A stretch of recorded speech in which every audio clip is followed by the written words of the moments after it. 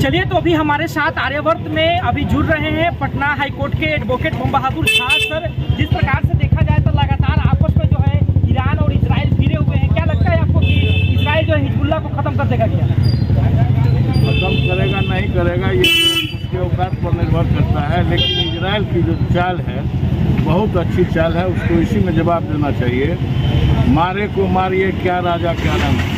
हमको घेरा, हमारी बहू बेटी को बेइज्जत किया, इजराइल के बहू बेटी को बेइज्जत किया, वह बदला ले रहा है तो कोई बड़ी बात नहीं है, होना ही चाहिए।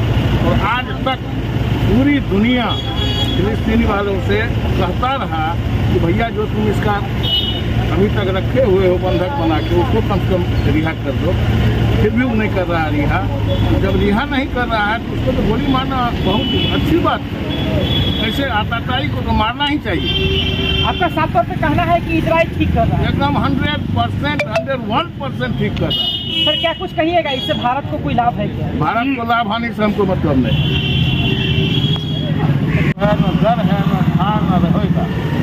तो सर, आप एक एडवोकेट हैं और फिर से कह रहे हैं कि जो है भारत पूरी तरह से मजबूत है, आत्मनिर्भर है। आत्मनिर्भर है, हमको किसी देश से कोई भय नहीं है, इवन अमेरिका से भी हमको भय नहीं है। चलिए, तो बड़ा खुलासा कर रहे हैं कि अमेरिका से भी जो है, हमें अमेरिका से सुपर पावर है इस समय जो है। हम उससे ज़्यादा सुपर पावर है, उसको अंदाज नहीं है। उसको अंदाज नहीं है इस बात का कि भारत कितना सुपर पावर है। उसके पास आत्मबल है। सनातन को मिटाने के लिए बहुत प्रयास किया पूरी दुनिया, लेकिन आज भी हम कुत्ताकार से खड़े हैं पूरी दुनिया में और विश्व गुरु बनने की आशा रखते हैं। अच्छा, जुड़ रहे हैं पटना हाईकोर्ट के वकील हैं सर। सब पहले तो स्वागत है। क्या जिस प्रकार से जो है लगातार देखा जा रहा है इजराइल जो है कमर कसे हुए हैं, लगातार इजराइल ईरान के बीच घमासान चल, क्या लगता है आपको कि हिजबुल्लाह को खत्म कर देना चाहिए? देखिए, यहाँ पे पावर की बात हो जाती है।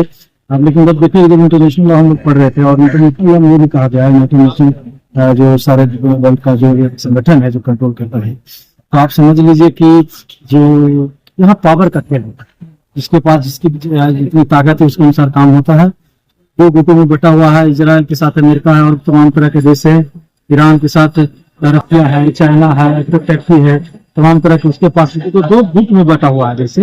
तो अब देखने की बात होगी, क्योंकि इजराइल का हमेशा से एक रिकॉर्ड रहा है, हमेशा से उसका स्ट्रेटजी रहा है कि बहुत सारे देश जब भी मिल जाते, 6 देश या 7 देश, तो उसके साथ भी वो जीतता रहा, हमेशा बार में जीतता रहा।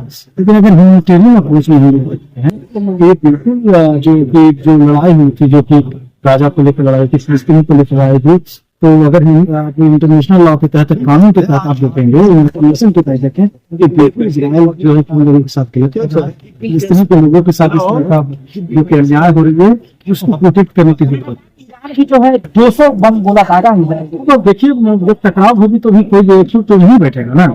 इजराइल की तरफ से बात हुआ तो फिर काउंटर बात ईरान की तरफ से है। क्या कुछ कहते हैं इंडिया कोई लाभ?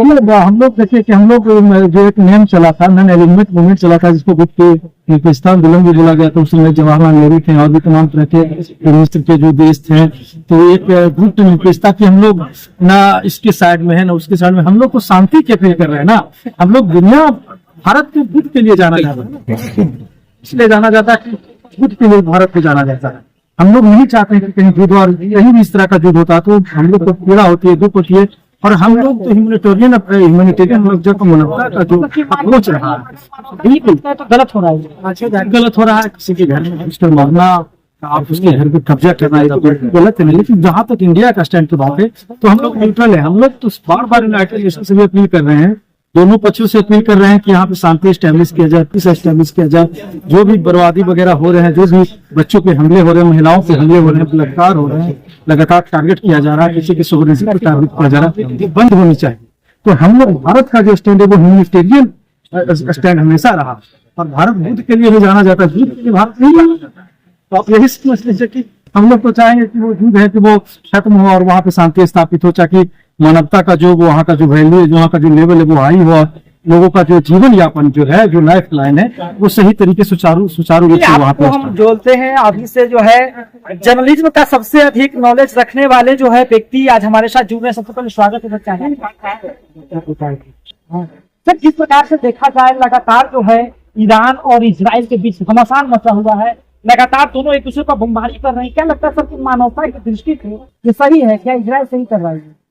ये सारे यूएन लॉज का, यूएन नॉर्म्स का, इंटरनेशनल कोर्ट ऑफ जस्टिस के डिसीजन का ये धत्ता बताते हुए एक तो कमजोर वर्ग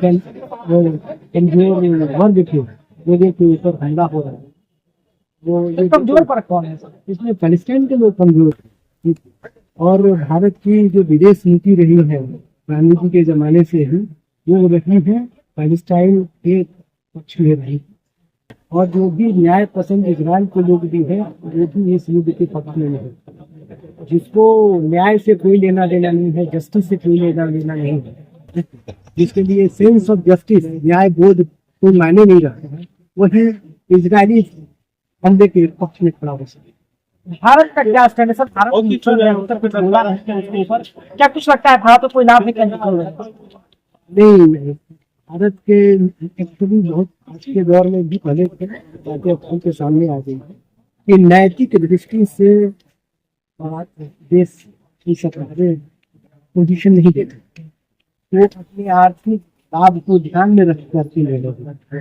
यदि नैतिक दृष्टि से और नैतिक तर्क के आधार पर कोई भी देश यदि नैतिकता का बात करता है तो उसको कमजोरों के साथ खड़ा होना चाहिए, जिनके ऊपर हमला हो रहा है, अत्याचार हो रहा है, नाइंसाफी हो रहा है, नरसंहार हो रहा है पैलेस्टाइन में, नरसंहार के पक्ष में खड़ा हो करके कोई मानवता की बात नहीं करती। लगातार कहा जा रहा है कि पहले जो है इजराइल को उकसाया गया, इजराइल पहले किसी को कुछ करता नहीं है, अगर आप किसी के घर में घुसकर बहन कुछ करेंगे तो कोई ना कोई स्टैंड लेंगे। अफवाह की खेती की गई है अमेरिका के और इजराइल के देशों के द्वारा। इस अफवाह की खेती से कुछ लोग गुमराह हो सकते हैं कुछ समय के लिए, लेकिन अंततः इंटरनेशनल कोर्ट ऑफ जस्टिस किसके पक्ष में फैसला दिया? पैलेस्टाइनियन पीपल के पक्ष में फैसला दिया। जो यूएन के रेजोल्यूशंस है वो किसके पक्ष में है? पैलेस्टाइनियन पीपल के पक्ष में। तो जो शामिल के राज्य की बात करते हैं अंतर्राष्ट्रीय स्तर पर, जो न्याय की बात करते हैं अंतर्राष्ट्रीय स्तर पर, वो किसी भी सूरत से जो हमले हो रहे हैं, नरसंहार हो रहा है, उसके बाद क्या लगता है सर कि तीसरे वर्ल्ड वॉर का न्योता है क्या? असल में युद्ध लगातार हर जगह हो रहे हैं। औपचारिक घोषणा के बाद युद्ध होता है, तो किसी क्षण औपचारिक घोषणा होना ही बाकी है। जब लेबनान पे हमला हो रहा हो, जब सीरिया में हमला हो रहा हो, तो क्या सरकारों पे हमला हो रहा है? वहाँ की जनता पे हमला हो रहा है। जनता चाहे पैलेस्टाइन की हो, चाहे लेबनान की हो, चाहे सीरिया की हो, उसका इजराइल के लोगों से कोई दुश्मनी है। जहाँ आर्थिक हित किसी से सध रहे हैं, कुछ अमेरिकी कंपनियों के, कुछ इजरायली कंपनियों के, इसलिए गोलीबारी हो रही है, बमबारी हो रही है। आर्थिक हित नहीं सधेगा तो आप अपने बंदूक का एक गोली का नुकसान क्यों करेंगे? आर्थिक हित ही है इसके पीछे। आर्थिक हित के कारण न्याय अन्याय की अनदेखी की जा रही है, और ये बिल्कुल ही कोई भी मानवता के पक्ष में खड़ा रहा और पर्यावरण का भयंकर नुकसान हो रहा है। ये समय आ गया है कि लोग सोचे, पूछे कि इजराइल के हमलों का जलवायु संकट पे क्या असर हो रहा है। फौजी जो खर्चे होते हैं पर्यावरण संकट पैदा होता है। वेस्टर्न मीडिया खास है, वेस्टर्न मीडिया कॉर्पोरेट्स और